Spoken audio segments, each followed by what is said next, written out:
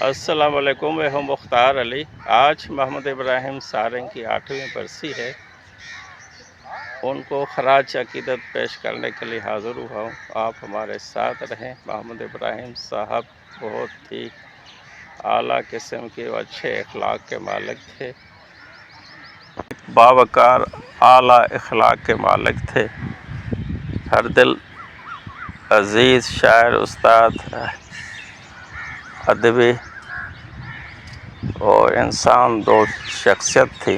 انہوں نے اپنی پوری زندگی علم، ادب، مطالعے کے اور سماجی شعور کے فروغ کے لیے وقف کر دی۔ وہ اپنے بھائیوں میں دوسرے نمبر پہ تھے، مگر اپنی عاجزی، محبت، احترام، باہمی کی وجہ سے خاندان کے ہر فرد کے لیے باعث اعتماد اور رہنما کی حیثیت رکھتے تھے۔ انہوں نے اپنے گھر میں ایک ذاتی لائبریری بنائی ہوئی تھی، جہاں وہ مستقل مطالعہ، تحقیق، علمی، ادبی اور میٹنگز میں مصروف رہتے تھے۔ کچھ عرصے تک انہوں نے ایک ادبی رسالہ بھی نکالا تھا، جن کے ذریعے سندھ کے ادبی حلقوں کے ایک مؤثر پلیٹ فارم فراہم کیا۔ وہ رشید بھٹی، شیخ ایاز اور اپنے عہد کے دیگر ممتاز ادیبوں اور شاعروں کے قریبی رفیق اور ہم اثر تھے۔ پروفیسر ابراہیم سارنگ کی زندگی اس بات کی روشن مثال ہے کہ علم، ادب، محبت، رواداری، اعلیٰ کردار انسان کو ہمیشہ زندہ رکھتی ہے۔ آج بھی ان کو چاہنے والے انہیں ایک عظیم انسان، مخلص دوست اور علم و ادب کے سچے خادم کے طور پر یاد رکھتے ہیں۔ آئیے مکمل رپورٹ سنتے ہیں۔ آج 6 جولائی پروفیسر ابراہیم سارنگ کی 8ویں برسی پر خراجِ عقیدت کچھ شخصیات وقت کے ساتھ رخصت تو ہو جاتی ہیں، مگر ان کی خوشبو، ان کی محبت، ان کا کردار اور ان کی یادیں کبھی ختم نہیں ہوتیں۔ پروفیسر ابراہیم سارنگ بھی ایسی ہی نابغ روزگار شخصیت تھے۔ آج ان کی 8ویں برسی پر سندھ کا ادبی، علمی اور سماجی حلقہ انہیں نہایت احترام، محبت اور عقیدت کے ساتھ یاد کر رہا ہے۔ ابراہیم سارنگ صرف ایک شاعر نہیں تھے، بلکہ ایک باوقار دانشور، بہترین استاد، ادبی کارکن اور نہایت نفیس انسان تھے۔ وہ برسوں تک سندھ کی ادبی تحریکوں سے وابستہ رہے۔ انہوں نے شاعری، کہانی اور ادبی رسائل کی اشاعت کے ذریعے سندھ کے ادبی سرمائے میں گراں قدر اضافہ کیا۔ رشید بھٹی، شیخ ایاز، تنویر عباسی اور اپنے عہد کے متعدد نامور ادیبوں اور شاعروں کے ہم عصر، ہم سفر اور قریبی ساتھی رہے۔ ان کی ادبی محفلیں علم، فکر، محبت اور انسان دوستی کی علامت سمجھی جاتی تھیں۔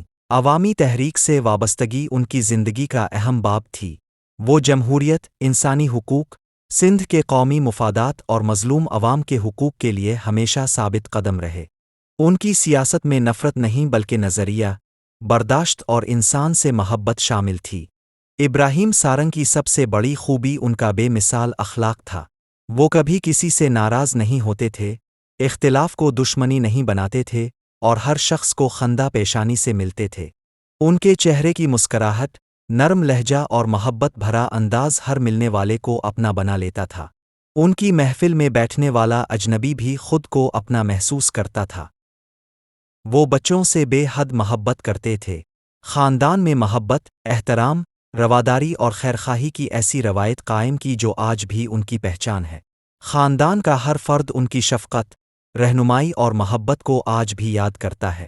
وہ جہاں بھی جاتے، لوگوں کے دل جیت لیتے، رشتوں کو جوڑتے اور محبتیں بانٹتے تھے۔ دوسروں کے دکھ درد کو اپنا دکھ سمجھنا ان کی فطرت تھی۔ ان کے دوستوں کا حلقہ بے حد وسیع تھا، کیونکہ وہ ہر رشتے کو اخلاص سے نبھاتے تھے۔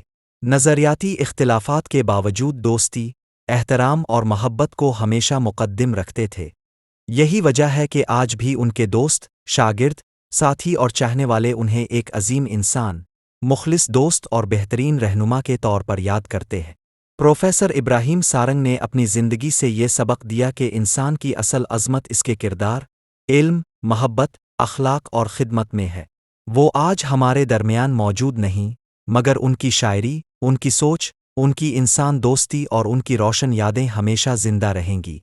اس رپورٹ کے ساتھ مختار علی کو اجازت۔ خدا حافظ۔